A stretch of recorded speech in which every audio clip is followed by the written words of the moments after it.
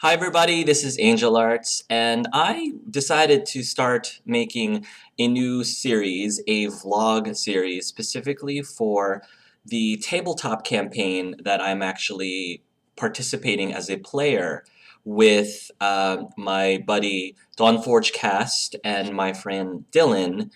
We are currently playing in a campaign, in case you're hearing this for the first time, called the Sinlyn Trials. It is a 5th edition Dungeons and Dragons campaign that is being DM'd by Andrew's friend Devin, and we actually are twitching, broadcasting our sessions from 8 o'clock Eastern Time to midnight Eastern Time on Mondays. So if you're interested in watching us live, we would love to have you. You guys can chat amongst yourselves, maybe even have some interactions with us, the players, or the DM. Or if you can't make the sessions because it's just not convenient for you, Andrew is posting every single session up on his YouTube channel, so you can just check them out there. So these vlogging videos are just a way for me to sort of sit down and reflect on my thoughts on the campaign, sort of as a way to, I guess, chronicle uh, our adventure, not only as us the characters, but more so as us the players, and maybe even talk about some behind the scenes stuff. If you don't want to be spoiled, just keep in mind that you may want to actually watch the sessions first, because during these vlogs I am going to, get pretty darn detailed on some of the things that actually happens during the session. So just keep that in mind.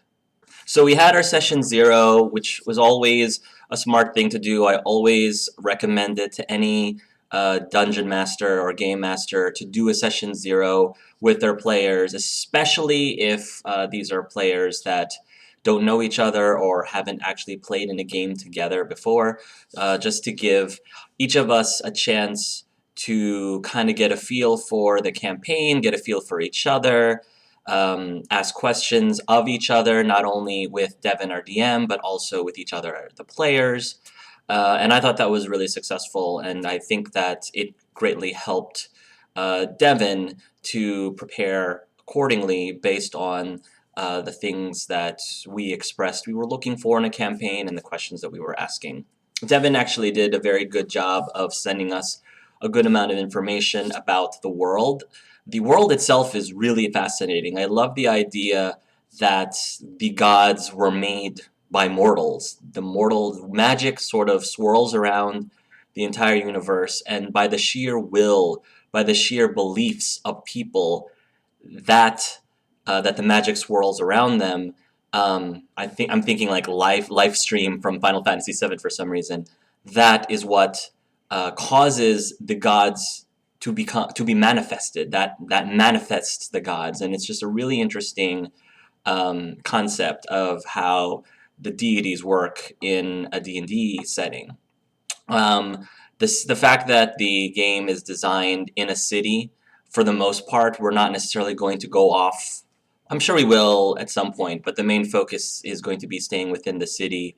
And I like that style. I'm not saying that that style is necessarily better than other styles, because of course I know that for many players there's a lot of appeal in actually exploring a huge, giant, vast world. But the fact that you have this place that you call home, that you kind of stay at, it's a lot more intimate, and I think that it's a lot easier for the characters and the players to see what the consequences of their actions are, because they actually, they stay there. They can see the world around them change, and they can see, the cities around them change, and it's really a cool little thing when you are playing in a dedicated campaign, because you actually feel like you're impacting things around you by keeping most of the storytelling local.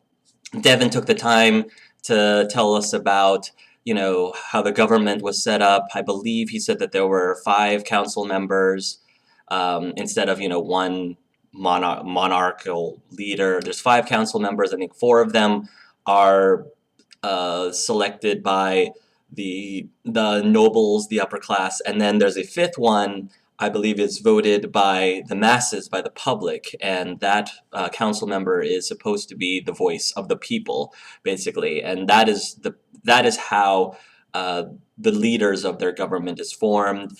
Um, he talks a little bit about some of the lore on the outskirts of the city.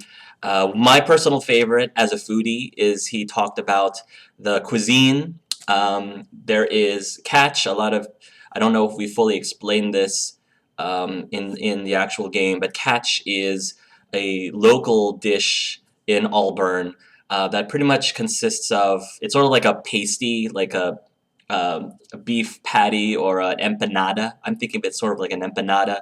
So it's basically like dough, a pastry dough that you fill with a stew or some sort of meaty or vegetable-y filling that's then baked, sort of like a mini pot pie.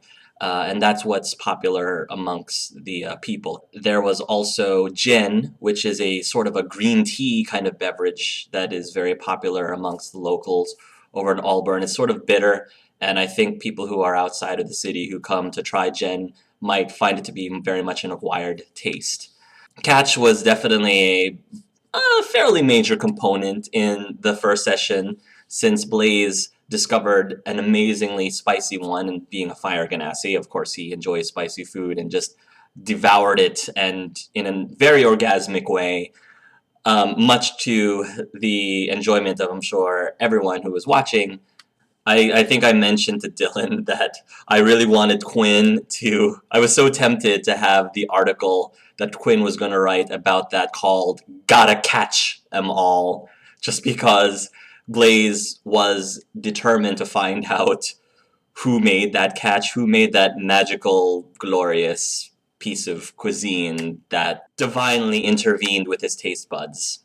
So anyway, the session started and we just dove right in. We were all thrown in front of this building, this church of Lux, this temple of Lux that we were supposed to break into and steal a bunch of things.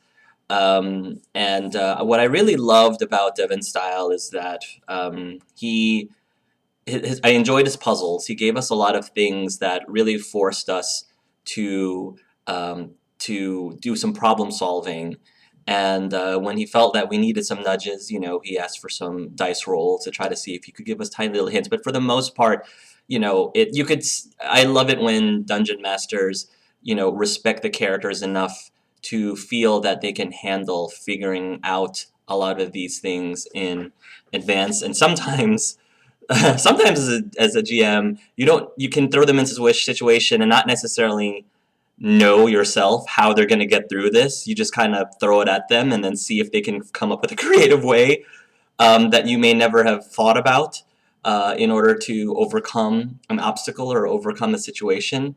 I think that Devin took some time to. It was pretty obvious he took some time to give us numerous ways, multiple ways to get to different places and to solve different problems and obstacles that we ran into. And I greatly enjoyed that, and I think both Andrew and Dylan agreed that the puzzles that Devin gave us were a lot of fun, and it was rewarding because we felt like, yeah, we figured that out. That like we feel really good about ourselves that we managed to figure that out, and because I think that we played through the game smart, we were able to avoid combat, and Devin pretty much revealed to us later on that had we ended up in combat with the character that he prepared to fight us, if it came to that, it definitely seemed like it was going to be a losing battle. That it would be nigh impossible, depending on how dice rolls, that we would actually succeed. So, again, that shows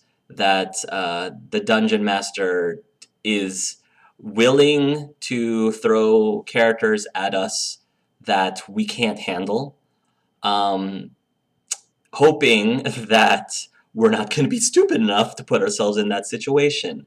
It's definitely the way that my character operates. I guess considering how Quinn is not a combative type of character, me, the player, definitely wants to stay out of combat as much as possible. Not that I don't enjoy combat, I definitely do, but that's just not where my character excels. And then I guess if you take it the other way, Blaze definitely is built for combat.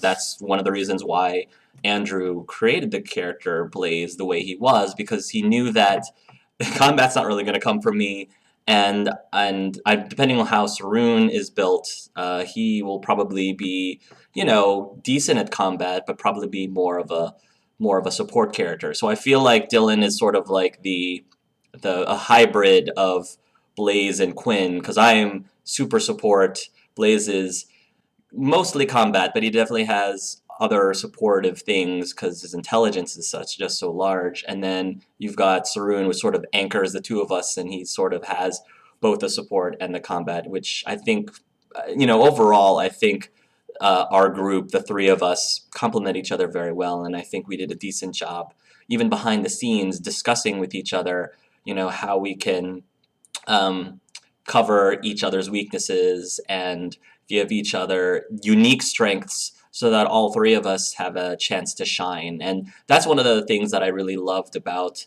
the session that we had. It felt like all three of us had an equal amount of times to shine. I think that we had a relatively equal footing in terms of how useful each of the characters were. I don't think that there was really a weakest link amongst all three of us, amongst the three of us. I know that the audience wanted Saroon to interject more, speak up more, and I think Dylan just needs time to get used to us, get a feel for us, and I'm sure that he's taken that into consideration. I mean, also take in consideration that in character, Saroon may not be a very verbal kind of person, whereas you've got Quinn, who, I mean, her whole shtick is that she loves to talk. She's got the gift of gab, and then Blaze is just Blaze, and Blaze just likes to being the center of attention. So I think that as players, Andrew and I, we recognize that we have to try to do our best to make sure that we're supporting Dylan too, because everybody at the table, it's has to work together. You can't. It's not. You're not supposed to compete with each other in terms of, in terms of getting into the spotlight, because ideally you all want to try to tell a story together, and it's a group effort, and you want to try to make sure that everyone contributes equally. So that's one thing that I take away from the first session, is for me personally to try to be more mindful and try to do everything that I can to push Saroon up into the limelight a little bit more, like focus a little bit more in interacting with him or asking him questions, or anything of that nature. Because I think that there definitely was a good amount of Quinn and Blaze banter going back and forth, and a lot of people were enjoying it. But Saroon, Saroon also had some pretty awesome moments too. I think my favorite line that Dylan had Saroon say was, "It's better to ask for forgiveness than permission." I loved that. I felt like Dylan definitely deserved an inspiration for that, just for that one line. That was awesome. That was absolutely amazing.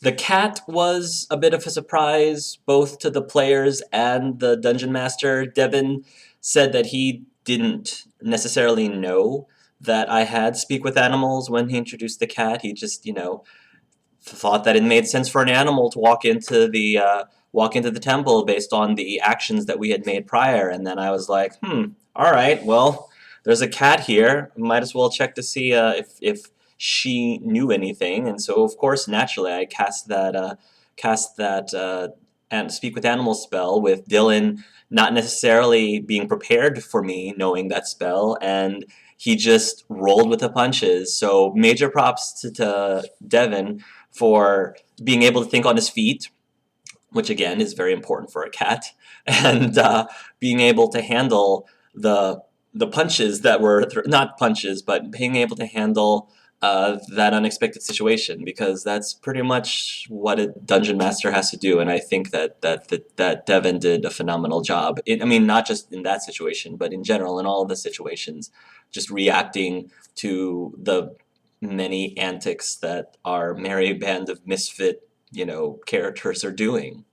The only criticism that I guess I had from the session, and this is just purely, this in no way soured the session at all. I thoroughly enjoyed the session.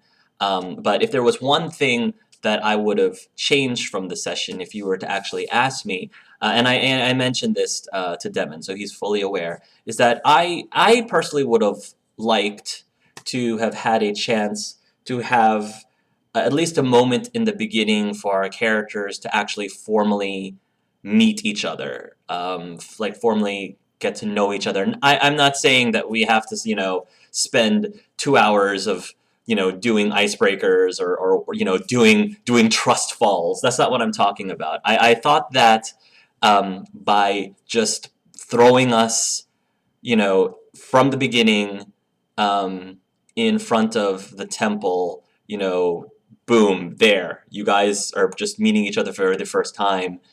Because there was a sense of urgency, it was a little awkward because I'm supposed to work with these people in this mission that may be an extremely dangerous mission, or at least may prove to put us in a compromising position if we're caught. But I know nothing really about these people, or even if I know them in passing, I haven't really gotten acquainted with them. So, it felt a little off. It felt a little awkward just because, and a little unrealistic just because, I think that you would realistically like to have a chance to actually meet the people that you're working with, if anything, a few minutes prior to throwing us in. So I think that Andrew had also voiced the same sentiment too, which is why we were trying to insert little moments where our characters would start bantering with each other, because through banter we would actually start to get to know each other, start to, form these, not bonds right away, but at least form some sort of growing relationship with these characters, because a lot of what I know that I myself is interested in just watching